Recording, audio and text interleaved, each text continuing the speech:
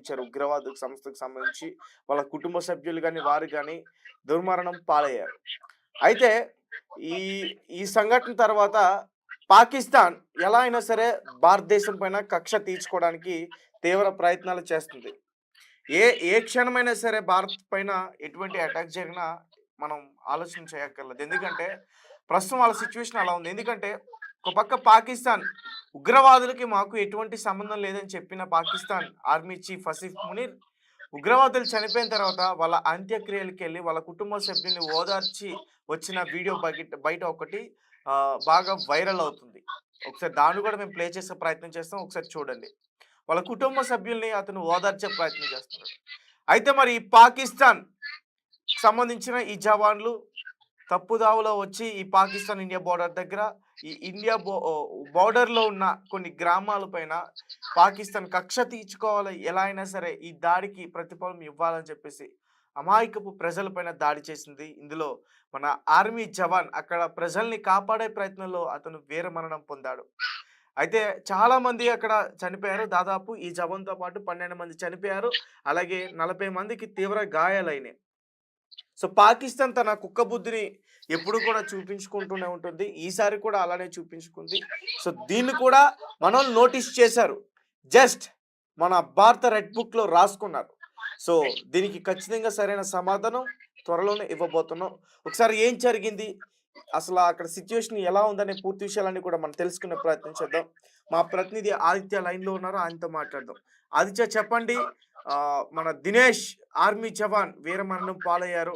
వాళ్ళ కుటుంబ సభ్యులు గాని, లేకపోతే అక్కడున్న ఆర్మీ వాళ్ళు గాని ఎవరైనా అతని గురించి మాట్లాడే ప్రయత్నం జరిగిందా? అతను ఏ క్రమంలో చనిపోయారు?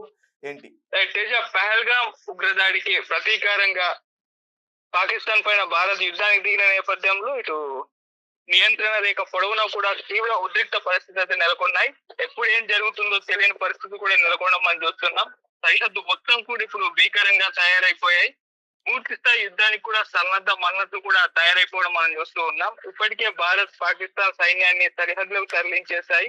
యుద్ధ సామాగ్రిని కూడా చేరవేసేశాయి. సరిహద్దు గ్రామాల ప్రజలను కూడా కేంద్ర ప్రభుత్వం సురక్షిత ప్రాంతాలకు తరలించాలని కూడా నిర్ణయించింది.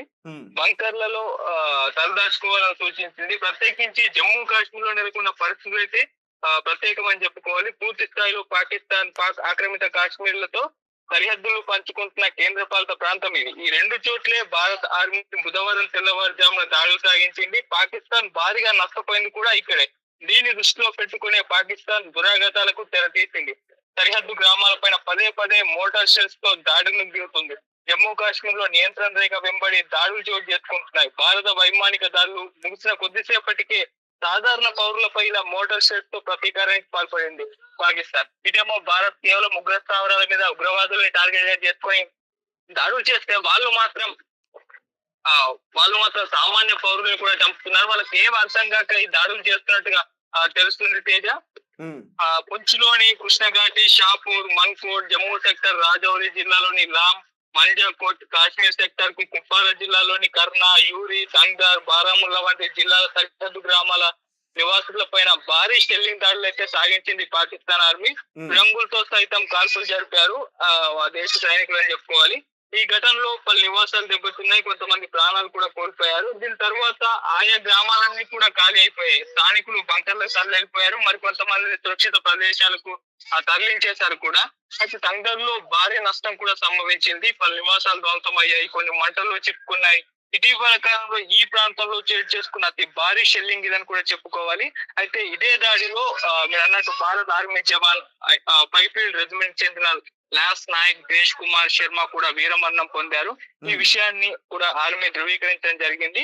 ఈ మేరకు వైట్ నైట్ కార్ప్స్ తన అధికార ఎక్స్ అకౌంట్ లో కూడా దీనికి సంబంధించిన సమాచారాన్ని పోస్ట్ చేసింది. ఆయనతో పాటు 12 మంది పౌరులు మృతి చెందారు. 43 మందికి పైగా గాయపడ్డారు. సో వారిని ఆసుపత్రికి తరలించి కూడా చికిత్స అందిస్తున్నారు. ఈ రకంగా పాకిస్తాన్ అంటే భారత్ ఎటువంటి దాడులు చేస్తుందో దానికి కౌంటర్ అటాక్ గా చేయాలని చెప్పేసి ప్రయత్నిస్తుంది. కాకపోతే భారత్ చేస్తుంది ఉగ్రవాదం పైన, ఉగ్ర వాదుల పైన. కాకపోతే వీళ్ళు మాత్రం సాధారణ పౌరుల్ని, అమాయకుల్ని టార్గెట్ చేసుకుని భారత్ ని దెబ్బతీయాలన్న ఒక దురుద్దేశంతో ఇటువంటి దాడులు చేస్తుందని చెప్పుకోవాలి. సో అటువంటి కారణంగా మనం ఇవాళ దినేష్ కుమార్ శర్మ ని కోల్పోయామని చెప్పుకోవాలి. కాకపోతే దీన్ని భారత్ గుర్తు పెట్టుకుంటుంది. దీనికి కౌంటర్ గా కూడా ఇస్తుంది. చూద్దాం ఆ రోజు కోసం. ఆల్రెడీ ఇప్పుడు ఫేజ్ 1 కూడా అయిపోయింది. ఫేజ్ 2, ఫేజ్ 3 కూడా స్టార్ట్ అవుతాయి. గట్టి కౌంటర్ అయితే భారత్ నుంచి కూడా మనం ఎక్స్పెక్ట్ చేయొచ్చు Teja. Right Aditya, thank you. Thank you. So guys, చూస్తున్నారు కదా పాకిస్తాన్ తన కుక్క బుద్ధిని ఏ రకంగా చూపించుకుంటుందో. ఆపరేషన్ సింధూరం పేరుతో మనం ఉగ్రవాద సంస్థలపైన మనం దాడి చేసి వాళ్ళని హతమార్చి వాళ్ళందరినీ కూడా చంపేస్తుంటే పాకిస్తాన్ భారత్ పైన కక్ష తీర్చుకుంటుంది. ఎందుకంటే పాకిస్తాన్ పెంచి పోషిస్తున్న ఉగ్రవాదుల పైన మనం దాడి చేసింది. సో భారత్ పైన ఏదో రకంగా కక్ష తీర్చుకోవాలి. తర్వాత పాకిస్తాన్ ప్రజల్ని కూడా అక్కడ వాళ్ళని కంట్రోల్ చేయగలగాలి. అంటే భారత్ అంతా దాడి చేస్తుంటే పాకిస్తాన్ ప్రభుత్వం ఏం చేస్తుందా, చూస్తుందా కుక్కల్లాగా అని చెప్పేసి వాళ్ళు అక్కడ ఉంటారు. కాబట్టి వాళ్ళని కొంచెం ఏదో రకంగా మిస్మరైజ్ చేయడానికి ఈ పాకిస్తాన్ ఆర్మీ చీఫ్ ఈ రకమైనటువంటి కాల్పులకి పాల్పడుతుంది.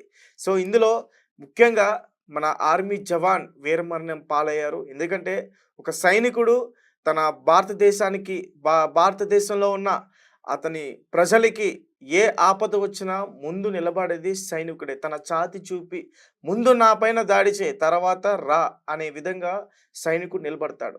సో ఇలాంటి సిచ్యువేషన్లో కూడా ఈ దినేష్ కుమార్ ఎవరైతే ఉన్నారో ఈ జవాన్, ఆయన కూడా అదే రకంగా పాకిస్తాన్ కుక్కలు దాడి చేస్తుంటే ఆయన ముందుండి నిలబడ్డారు, మరణం పాలయ్యారు. సో ఏదేమైనప్పటికీ ఇతనికి ఘన నివాళులు అయితే మనం అర్పించాలి. భారత ఖచ్చితంగా ఇతన్ని గుర్తుపెట్టుకుంటుంది. ఇతను ఖచ్చితంగా భారత మాత ముద్దు బిడ్డగా ఈ భారత భూమి ఎప్పుడు కూడా ఇతన్ని స్మరించుకుంటూనే ఉంటుంది. అలాంటి వ్యక్తి ఈ ఆర్మీ జవాన్ దినేష్ కుమార్. ఇతను ఆత్మకి శాంతి చేకూరాలని చెప్పి మనం మనస్ఫూర్తిగా ప్రార్థిద్దాం. సో ఏదేమైనప్పటికీ ఇలాంటి సంఘటనలు ఇంకా జరగవచ్చు. ఎందుకంటే ప్రస్తుతం అలాంటి యుద్ధ వాతావరణం పాకిస్తాన్ భారత్ మధ్య ఉంది. ఈ పాకిస్తాన్ పెంపుడు కుక్కల్ని కూడా త్వరలోనే మన వాళ్ళు మొత్తం పురుగుల్ని వేరేయడానికి ప్రయత్నిస్తున్నారు. సో వాళ్ళు ఏదైతే ఆపరేషన్స్ చేయబడుతున్నారో వాటన్నిటిలోని కూడా సక్సెస్ అవ్వాలని కూడా మన దేవుణ్ణి పూజిద్దాం. పాకిస్తాన్ ఆర్మీ కాల్పుల వల్ల భారతదేశానికి సంబంధించిన ఒక ఆర్మీ జవాన్ వీరమరణం పొందాడు. అతని పేరు నాయక్ దినేష్ కుమార్.